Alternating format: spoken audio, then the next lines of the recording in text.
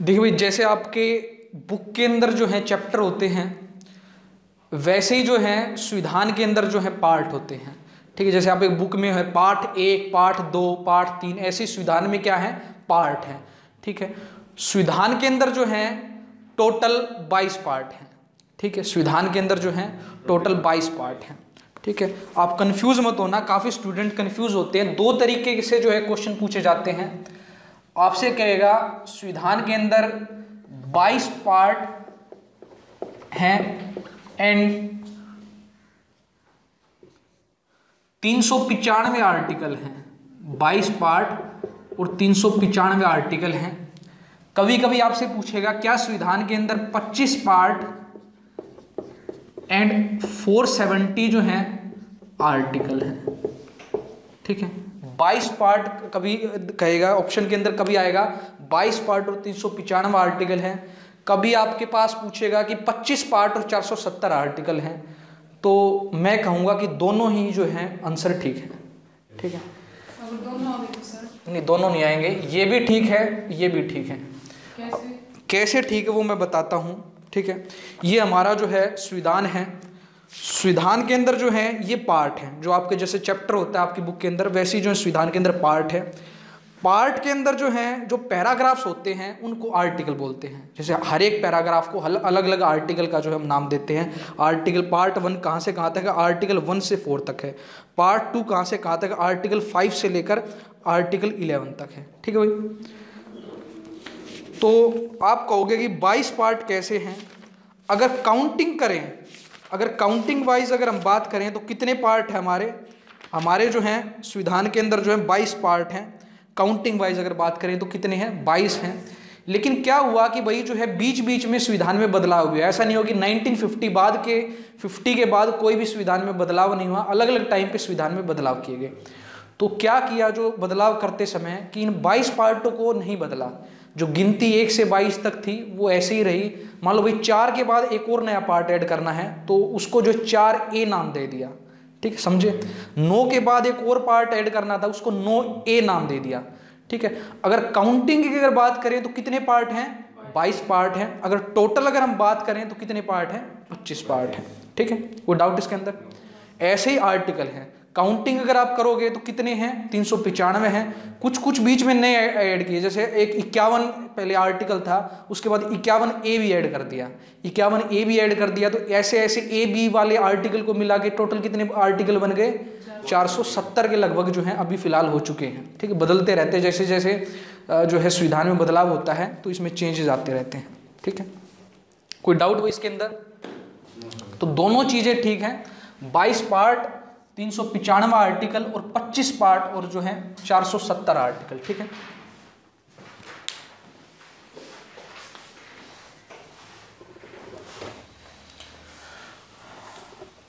अब भाई examination point of view से बात करते हैं, क्या किस तरीके से क्वेश्चन इसके अंदर आते हैं। तो आपको जो है पार्ट का नाम दे देगा, पूछेगा ये चीज़ कौन से पार्ट में है। आपसे पूछेगा कि बताओ भाई कि जो है सिटीजनशिप, नागरिकता के बारे में किस पार्ट में जिक्र किया गया है। ठीक है, आपसे पूछेगा फंडामेंटल राइट, मौलिक अधिकारों का जिक्र कौन से पार्ट में किया गया है। DPSP का जिक्र कौन से पार्ट में किया गया है। म्यूनसिपैलिटीज़ का, पंचायत का जिक्र जो है कौन से पार्ट में किया गया है। ठीक है, तो आपको जो है पूछता रहेगा एग्जाम में कि किस पार्ट में क्या दिया गया है। ठीक है, तो हर एक पार्ट 22 याद करना थोड़ा मुश्किल है, तो इसलिए जो हम एक ट्रिक के जरिए जो इसको हम याद करेंगे। आपको 3 लाइनें केवल याद करनी होगी और 1 से लेकर 22 पार्ट तक किस में क्या दिया गया है ये आप याद कर लोगे।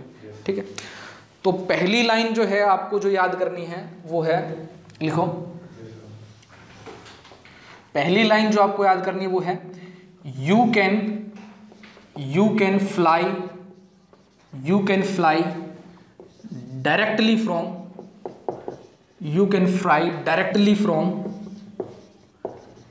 US to UP to meet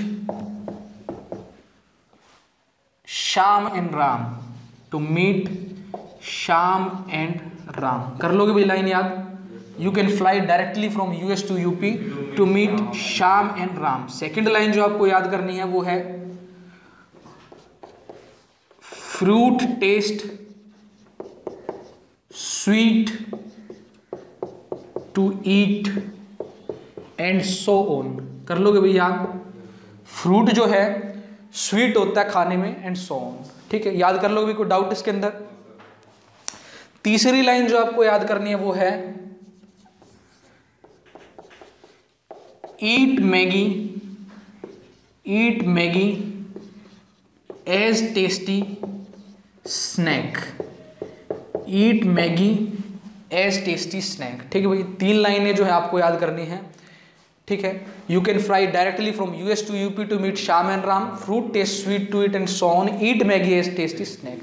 3 लाइनें अगर याद हो गई तो कभी भी जो है आप नहीं भूलेंगे भाई किस पार्ट के अंदर क्या दिया हुआ है। ठीक है,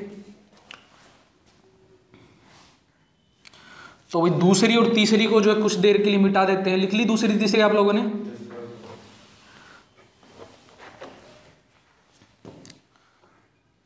एक चीज और याद रखना, संविधान के जो पार्ट जो हैं वो हमेशा रोमन में लिखे जाते हैं।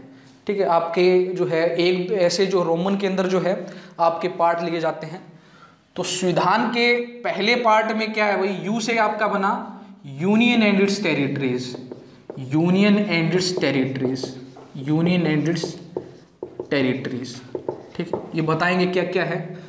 संविधान का पार्ट 2 यू कैन, कैन के सी से क्या बना? सिटीजनशिप। कैन के सी से क्या बना? Citizenship.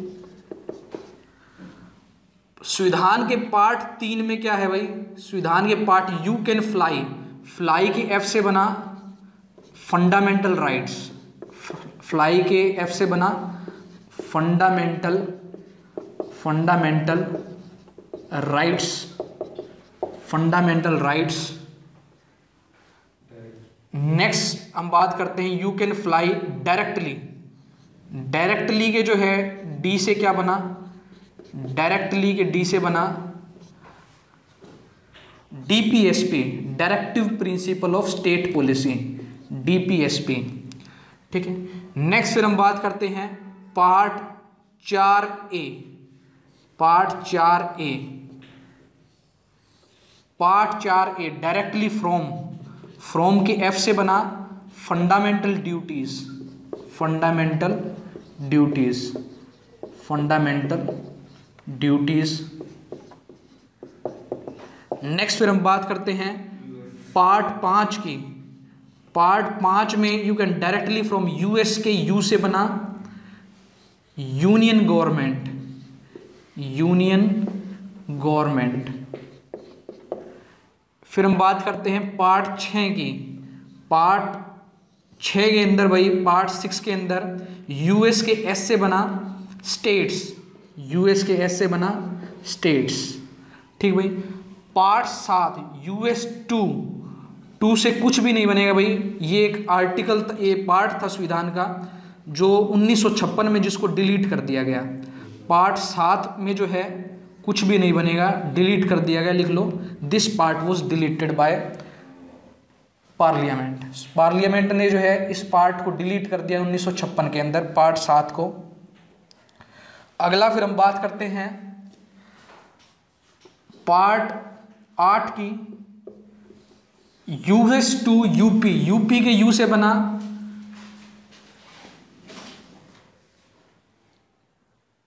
Union territories, union territories, UT, union territories.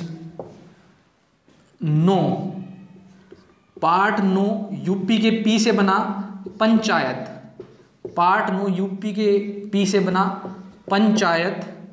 Part 10 की हम बात करते हैं, 10 नहीं, पार्ट 9A लिखो, part 9A US to UP, 2 से कुछ नहीं बनेगा, 2 से कुछ नहीं बनेगा। फिर हम बात करते हैं मीट से बना आपका म्युनिसिपैलिटीज, मीट से बना म्युनिसिपैलिटीज। ठीक है, 9A के बाद जो है हम बात करते हैं 10 की। शाम से आपका बना, शाम से आपका बना शेड्यूल्ड एरियाज, शाम के एस से आपका बना शेड्यूल्ड एरियाज, शेड्यूल्ड एरियाज। फिर हम बात करते हैं राम। राम से के आर से आपका बना, राम के आर से आपका बना relation of centre and state, relation of centre and states. ठीक है भाई, दोबारा देखते के बाद लाइन जो हमको याद करनी है वो है you can fly directly from US to UP to meet Shyam and Ram. ठीक है, you can fly directly from US to UP to meet Shyam and Ram. U से हमारा बना यूनियन एंड इट्स टेरिटरीज। इसके अंदर बताया गया है कि जो इंडिया है वो भारत है, ठीक है, वो यूनियन ऑफ स्टेट्स है। अगर हमको नए स्टेट का निर्माण करना हो तो किस तरीके से करेंगे, कोई ऐसे स्टेट का निर्माण करना हो जो भारत का पार्ट नहीं है उसको कैसे करेंगे, स्टेट में बदलाव करने हो, बाउंड्रीज में बदलाव करने हो तो क्या उसका जो है संवैधानिक प्रोसीजर रहेगा, ये जो है पार्ट 1 के अंदर बताया गया है। ठीक है, पार्ट 2 फिर हम बात करते हैं सिटीजनशिप की, नागरिकता के बारे में बताया गया है इसके अंदर, पूरे पार्ट के अंदर, क्योंकि देश में जो है जो आज़ादी के बाद जो है किन लोगों को नागरिकता मिलेगी, किन को नहीं मिलेगी। पार्ट 3 फंडामेंटल राइट, मौलिक अधिकारों का जिक्र किया गया है पार्ट 3 के अंदर कि कौन कौन से हमको मौलिक अधिकार दिए गए हैं। ठीक है,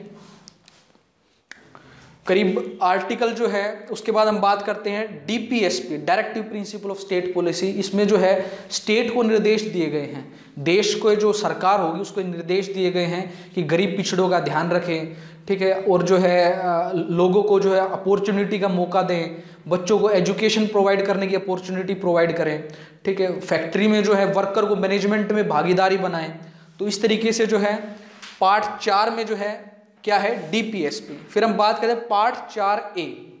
4A के अंदर क्या है फंडामेंटल ड्यूटीज़।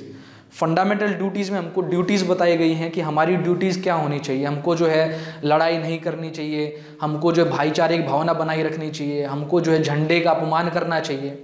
ठीक है, तो पार्ट 4A के अंदर क्या है फंडामेंटल ड्यूटीज़। ठीक है, 4A का मतलब क्या है भाई, 4A का मतलब क्या है मैंने बताई थी, बाद में ऐड किया गया है। ठीक है, नया इसको ऐड किया गया, तो लिख लो part 4A was added by 42nd constitutional amendment 1976। 42वें संविधान संशोधन 1976 के तहत जो है पार्ट 4A को ऐड किया गया। 42वें संविधान संशोधन 1976 के तहत जो है पार्ट 4A को ऐड किया गया। Part 4A was added by 42nd constitutional amendment 1976। Part 4A was added by 42nd constitutional amendment 1976। ठीक है भाई, कोई डाउट किसी को भी? तो इंदिरा गांधी के टाइम पे जो है फंडामेंटल ड्यूटी संविधान के अंदर ऐड की गई। ठीक है, इमरजेंसी के दौरान। नेक्स्ट फिर हम बात करते हैं पार्ट 5। पार्ट 5 में क्या है यूनियन लिस्ट, यूनियन गवर्नमेंट से रिलेटेड है पार्ट 5। इसमें जो है यूनियन से रिलेटेड जितनी भी चीज़ें हैं, जैसे प्रेसिडेंट है, वाइस प्रेसिडेंट है, पार्लियामेंट है, ठीक है, सुप्रीम कोर्ट है, इन सारी चीज़ें जो सेंटर के अंदर आती है उनका जिक्र किया गया है। जो सेंटर में अटॉर्नी जनरल है, इन सारी चीज़ों का जिक्र किसके अंदर किया गया है पार्ट 5 के अंदर किया गया है। पार्ट 6 में जो है हमारा क्या आता है स्टेट्स हमारे आते हैं। जो स्टेट में जितनी भी चीज़ें हैं, स्टेट गवर्नमेंट लिख लो यहाँ पे, स्टेट गवर्नमेंट। स्टेट के अंदर जितनी भी चीज़ें हैं, जैसे आपका गवर्नर है, सीएम है, मिनिस्टर्स हैं, एडवोकेट जनरल है, इन सारी चीज़ों का और जो है का जिक्र कहाँ पे किया गया है पार्ट 6 के अंदर किया गया है। फिर हम बात करते हैं पार्ट 7 जो है डिलीट कर दिया गया 1956 में। फिर हम बात करते हैं पार्ट 8 की। पार्ट 8 में यूटी का जिक्र किया गया है। यूटी जो आपकी जैसे दिल्ली हो गई, चंडीगढ़ हो गई, ठीक है, जम्मू कश्मीर हो गई, लद्दाख हो गई, इन सारी यूटी का जिक्र किसके अंदर किया गया है पार्ट 8 के अंदर। भाई कैसे इन यूटी में सरकार चलेगी, ये सारी चीज़ें जो हैं पार्ट 8 के अंदर जिक्र किया गया है। फिर हम बात करते हैं पार्ट 9 की। पार्ट 9 में पंचायत का जिक्र किया है। भाई किस तरीके से जो है पंचायत की फॉर्मेशन होगी, पंचायत के इलेक्शन कितने इंटरवल में होंगे, पंचायत में को जो है कितनी ताकत दी गई है, ये सारी चीज़ें जो है किसके अंदर बताई गई है पार्ट 9 के अंदर बताई गई है। फिर हम बात करते हैं पार्ट 9A की। पार्ट 9A के अंदर है म्यूनसिपैलिटीज़। जो हमारी जो शहरों में जो है म्यूनसिपैलिटी होती है, गाँवों में क्या होती है पंचायत होती है। म्यूनसिपैलिटीज़ का निर्माण कैसे होगा, किस तरीके से इलेक्शन होंगे, कौन इलेक्शन करवाएगा, कितनी शक्तियाँ दी गई, ये सब किस में जिक्र है पार्ट 9A के अंदर जिक्र है। फिर हम बात करते हैं पार्ट 10 की, शेड्यूल्ड एरियाज। कुछ एक ऐसे एरियाज हमारे देश के अंदर जहाँ पे ट्राइबल्स जो हैं लोग रहते हैं, उनको एक अलग तरह की शक्ति दी गई है, ठीक है। उनको जो है कानून, जो हमारे पूरे देश में जो कानून लागू होता है वो एकदम से लागू वहाँ पे नहीं होता, उनको जो है कुछ टाइम के बाद लागू होता है, या जो है गवर्नर के कहने से जो है उसमें कुछ बदलाव भी हो सकता है, ठीक है। तो पार्ट 10 में क्या है, शेड्यूल्ड एरियाज हैं। पार्ट 11 में जो है सेंटर स्टेट की रिलेशन के बारे में बताया गया है कि सेंटर और स्टेट की जो रिलेशन है वो किस तरीके की होगी, ठीक है भाई। कोई डाउट इसके अंदर? ठीक है, सविता बताओ। जो शेड्यूल एरिया है ये इसके अंदर मतलब जो भी हमारे स्टेट में शेड्यूल कास्ट है उनके लिए? नहीं, शेड्यूल कास्ट के नहीं, शेड्यूल ट्राइब्स के लिए, और हर एक शेड्यूल ट्राइब्स के लिए नहीं, कुछ एक शेड्यूल ट्राइब्स के लिए, ठीक है। तो ये हर जगह पे होता नहीं, हर जगह पे नहीं होती, हरियाणा में नहीं है, ठीक है। कुछ एक स्टेट में, नॉर्थ ईस्ट में कुछ एक स्टेट है वहाँ पे होते हैं, ठीक है। ये अलग अलग, जैसे आपका कोई डिस्ट्रिक्ट है नॉर्थ जहाँ पे केवल ट्राइबल्स रहते हैं, कुछ ऐसे ट्राइबल्स हैं देश के अंदर जो कपड़े नहीं पहनते, ठीक है। उनकी जो है गोपनीयता को बनाए रखने के लिए जो है हम जो है उन एरियाज़ को जो है शेड्यूल्ड एरियाज़ घोषित कर देते हैं, ठीक है। वहाँ पे जो है उनके ही कानून चलते हैं, उनको थोड़ी सी जो है अधिक जो है हम शक्ति प्रोवाइड करते हैं, ठीक है। तो उनका कोई शोषण ना करे, इसलिए जो है उनको हम जो अलग शक्ति प्रोवाइड करते हैं, ठीक है भाई। कोई डाउट इसके अंदर? 11 तक जो है कोई जो है भूलेगा तो नहीं, ठीक है। अगली लाइन जो है हम देखते हैं 11 के बाद।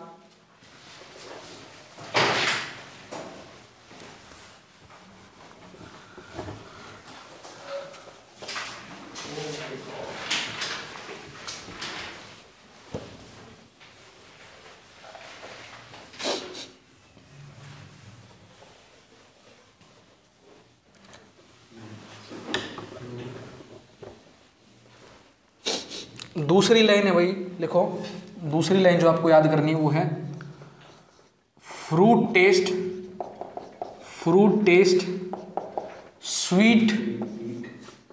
Sweet to eat and so on. Fruit taste sweet to eat and so on. तो 11 तक हमारे हो गए थे भाई। अब जो है हम बात करते हैं, 11 तक हो गए थे या 10 तक हो गए थे? 11 तक। अब हम बात करेंगे 12 की। 12 में जो है फ्रूट के एफ से हमारा बना finance property and suits.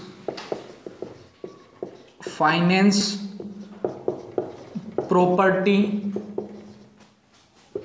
And suits, ठीक है।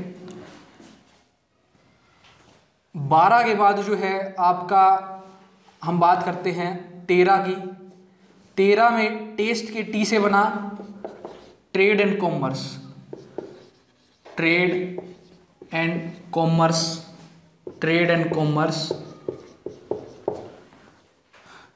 14 की हम बात करते हैं। 14 में स्वीट के एस से बना सर्विसेज। से बना सर्विसेज। उसके बाद हम बात करते हैं 15 की। 15 में 15 नहीं लिखो, 14A लिखो। 15 मत लिखो, 14A लिखो। 14A 14A 2 से बना आपका ट्राइब्यूनल्स। 2 से आपका बना ट्राइब्यूनल्स। फिर हम बात करते हैं 15 में जो है ईट से आपका बना इलेक्शन। ईट से आपका बना इलेक्शन एंड सो ऑन। 16 आपका सो से आपका बना special provision for certain class. Special provision for certain class. Special provision for certain class. उसके बाद हम बात करते हैं 16 17।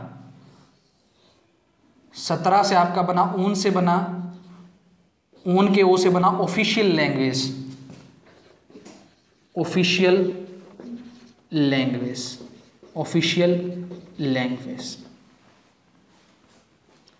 ठीक है भाई। कोई डाउट इसके अंदर? Fruit taste sweet to eat, fruit taste sweet to eat and so on, ठीक है, याद कर लोगे। फाइनेंस प्रॉपर्टी एंड सूट्स, ठीक है, तो भाई इसमें जिक्र किया गया है कि जो है सेंटर की प्रॉपर्टी को जो है जो स्टेट के अंदर है, मान लो भाई जो है सेंटर की प्रॉपर्टी रेलवे है वो स्टेट के अंदर है, उसको जो है किस तरीके से जो उसका मैनेजमेंट होगा, ठीक है, इन सारी चीज़ों का इसमें जिक्र किया गया है। इंपॉर्टेंट नहीं है, एग्जाम में नहीं पूछा जाता, ये आपका पार्ट है, ठीक है, जो इंपॉर्टेंट नहीं है वो आप निशान लगा लेना, नहीं पूछा जाता है ज़्यादातर एग्जाम में। नेक्स्ट फिर हम बात करते हैं ट्रेड एंड कॉमर्स। इसमें बात की गई भी दो स्टेट के बीच में जो ट्रेड होगा तो वो किस तरीके से होगा, उसमें जो टैक्सेशन होगा, जो दो स्टेट्स के बीच में ट्रेड होगा तो उसमें किस तरीके से टैक्सेशन होगा, जो टैक्स का पैसा आएगा वो कहाँ पे जाएगा, सेंटर पे जाएगा या स्टेट पे जाएगा, ये सारा जिक्र जो है पार्ट 13 में किया गया है, ठीक है, ये भी इतना ज़्यादा इंपॉर्टेंट नहीं है। फिर हम बात करते हैं पार्ट 14 में सर्विसेज की बात की गई है। जो सर्विसेज हैं, जो सेंटर और स्टेट में जो सर्विसेज हैं, जैसे जो है ऑल इंडिया सर्विसेज हैं, जो कुछ सेंटर के अधिकारी हैं जो स्टेट्स में रहते हैं, उनका जो है जिक्र इसके अंदर किया गया है पार्ट 14 के अंदर। फिर हम बात करते हैं पार्ट 14A। पार्ट 14A में ट्राइब्यूनल्स का जिक्र किया गया है। ट्राइब्यूनल्स एक कोर्ट की तरह होते हैं जो पूरी तरीके से कोर्ट नहीं होते, जैसे भाई किसी भी जो है अधिकारी पे करप्शन का मामला आ गया तो डायरेक्ट उसका कोर्ट में फैसला नहीं होता, उसका ट्राइब्यूनल्स बनाई जाती हैं, उनमें ही जो है फैसला हो जाता है, जैसे एडमिनिस्ट्रेटिव ट्राइब्यूनल्स होती हैं। तो ये ट्राइब्यूनल्स जो हैं एक अलग प्रावधान जो है जोड़ा गया। तो ए का मतलब क्या है, इसको बाद में जोड़ा गया, तो लिख लो इसको कब जोड़ा गया, इसको जो है 42nd कॉन्स्टिट्यूशनल अमेंडमेंट 1976 के तहत जोड़ा गया। 42nd constitutional amendment 1976। Tribunals was added by part related to tribunals was added by 42nd Constitutional Amendment 1976। 42वें संविधान संशोधन 1976 के तहत जो है इसको जोड़ा गया, ठीक है भाई। ये 42वां संविधान संशोधन आप कई जगह पढ़ोगे, एक ही संविधान संशोधन में कई सारे बदलाव किए थे इंदिरा गांधी ने। तो एक जो है रोष था आदमियों में इस टाइम पे कि लगातार इंदिरा गांधी जो है बदलाव कर रही थी संविधान के अंदर। अपनी मर्जी से पीएम इसको चेंज कर सकता है? नहीं, पीएम चेंज नहीं कर सकता, पार्लियामेंट चेंज कर सकती है, ठीक है। जो चीजें लिखी हुई हैं, जो भी कानून से रिलेटेड चीजें हैं वो लेजिस्लेटिव के पास है। हमारी विधान पालिका मैंने बताई थी, 3 अंग कल मैंने बताई थी, एग्जीक्यूटिव, लेजिस्लेटिव और जुडिशरी, ठीक है। जो कानून का बनाने का बदलाव करने का अधिकार किसके पास है, लेजिस्लेटिव के पास है। और पीएम जो आपने बताई वो किसके अंडर आता है, एग्जीक्यूटिव के अंदर आता है, ठीक है। हाँ हाँ, तो वो नहीं कर सकता पीएम, चाहे पीएम अगर पार्लियामेंट चाहे तो बदलाव कर सकती है। पीएम पेश कर सकता है ऐसा कि मैं ऐसा करना चाहता हूँ, ठीक है, उसको अगर पार्लियामेंट में जो है बहुमत मिलती है तभी जो है उसमें बदलाव होगा, नहीं होगा। नहीं, पार्लियामेंट में जो मेंबर वही डिसीजन लेते हैं। नहीं, कानून बनाने वक्त जो है तो पार्लियामेंट डिसीजन लेती है, लेकिन ये जो ऐसे डिसीजन है जो एग्जीक्यूटिव डिसीजन है वो पीएम और मिनिस्टर लेते हैं। जैसे भाई पुलिस फोर्स भेजनी है तो जो भी एग्जीक्यूटिव डिसीजन है वो कौन लेता है, पार्लियामेंट और जो प्राइम पीएम और मिनिस्टर लेते हैं। और लेजिस्लेटिव डिसीजन कौन लेती है, पार्लियामेंट लेती है, ठीक है। मतलब जो कानून में बदलाव करना है वो किसके हाथ में है, पार्लियामेंट के हाथ में है। एग्जीक्यूटिव डिसीजन पीएम के हाथ में है, ठीक है। जैसे किसानों को हटाना है, ठीक है, किसानों को फोर्स भेज के हटाना है, ये कौन डिसीजन लेगा, पीएम और मिनिस्टर लेंगे। अगर कानून पास कौन करेगा, वो पार्लियामेंट पास करेगी, ठीक है। पार्लियामेंट में भी कौन कौन आते हैं, लोकसभा, राज्यसभा एंड प्रेसिडेंट, ये आपको हम बताएंगे जब पार्लियामेंट करेंगे, ठीक है भाई।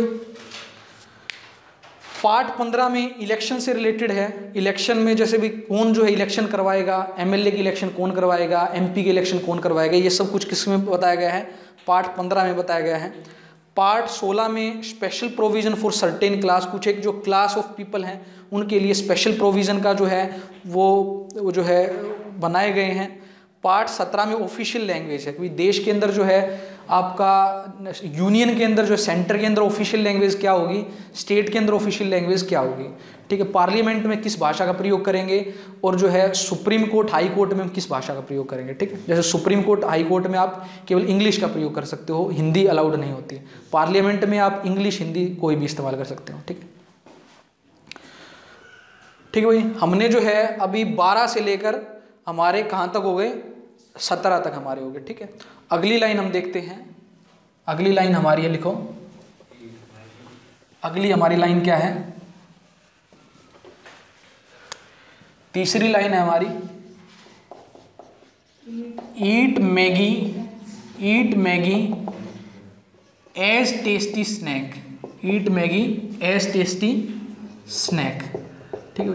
तो इसमें एक स्टार बना लेना, ये इंपॉर्टेंट है आपका। ऑफिशियल लैंग्वेज वाला इंपॉर्टेंट है, इलेक्शन वाला इंपॉर्टेंट है, सर्विसेज वाला इंपॉर्टेंट है, ठीक है। उसमें जो इससे पहले वाला हमने लाइन की थी उसके अंदर सारे इंपॉर्टेंट है, 11 के 11 इंपॉर्टेंट है, 1 से लेकर 11, लेकिन 12 से लेकर जो है 17 तक जो है ये कुछ एक इंपॉर्टेंट है।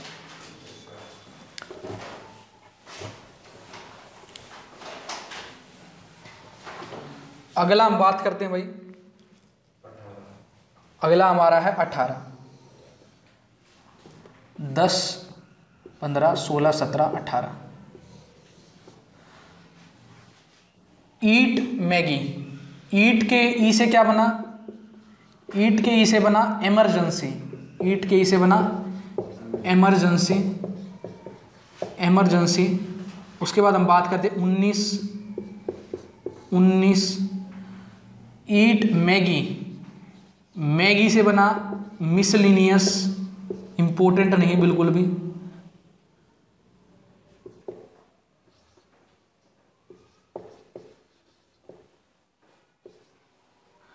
नेक्स्ट फिर हम बात करते हैं 20, eat Maggi as tasty snack, ए से बना amendment of constitution, amendment of constitution, amendment of constitution.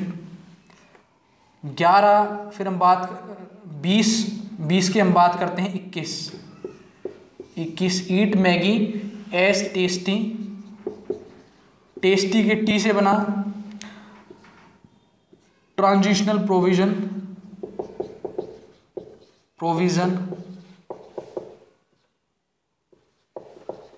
फिर 22 से बना शॉर्ट टाइटल्स, 22 से बना शॉर्ट टाइटल्स, स्नैक के एस से बना शॉर्ट टाइटल्स, शॉर्ट टाइटल्स। तो वही 22 आप जो है मत याद करना ना, आप जो है 21 याद करोगे ना, आप जो है 19 याद करोगे, ठीक है। ये वैसे हमारी ट्रिक बनाने के लिए है संविधान के अंदर ये प्रोविज़न, लेकिन ये जो है इंपॉर्टेंट नहीं, एग्जाम में नहीं पूछते, जो है एक रेफरेंस वगैरह बताई गई है। तो आपको 19 नहीं याद करना, 21 याद नहीं करना, 22 याद नहीं करना। इंपॉर्टेंट क्या है, इमरजेंसी, इमरजेंसी किस पार्ट में दी गई है, पार्ट 18 में दी गई है।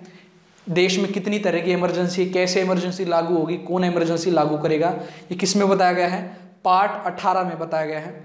फिर हम बात करते हैं पार्ट 20, पार्ट 20 में क्या बताया गया है, अमेंडमेंट ऑफ कॉन्स्टिट्यूशन, संविधान में अगर बदलाव करना है तो किस तरीके से होगा, क्या क्या प्रोसीजर होगा, कितना बदलाव होगा, ये जो है पार्ट 20 के अंदर बताई गई है। फिर पार्ट 21 और 22 जो आपको नहीं याद करना है, ठीक है भाई। कोई डाउट इसके अंदर? तो 3 लाइनें जो हैं टोटल आपको याद करनी है, और जो है आप जो है याद कर लोगे किस पार्ट में क्या दिया गया है, ठीक है। जो हमने पिछले वाला जो हमारा एक चैप्टर था कॉन्स्टिट्यूशनल डेवलपमेंट वाला, और जो आपका सोर्सेज ऑफ कॉन्स्टिट्यूशन वाला नेक्स्ट, और एक आज ये है पार्ट वाला और शेड्यूल वाला, यहाँ से जो है कम से कम 2 क्वेश्चन जो हैं हर एग्ज़ाम में आते हैं। किसी भी एग्ज़ाम को उठा के देख लो, किसी भी दिल्ली पुलिस का, HSSC का, SSC का, ठीक है, CDS का, ठीक है, कोई भी एग्ज़ाम आप उठा के देख लो, या स्टेट पब्लिक सर्विस कमीशन का, ठीक है। तो इसमें 2 क्वेश्चन तो यहाँ से आते जाते हैं, ठीक है। तो ये आपके शुरुआत वाले जो हैं 2-3 चैप्टर पॉलिटी के अंदर सबसे ज़्यादा इंपॉर्टेंट है, ठीक।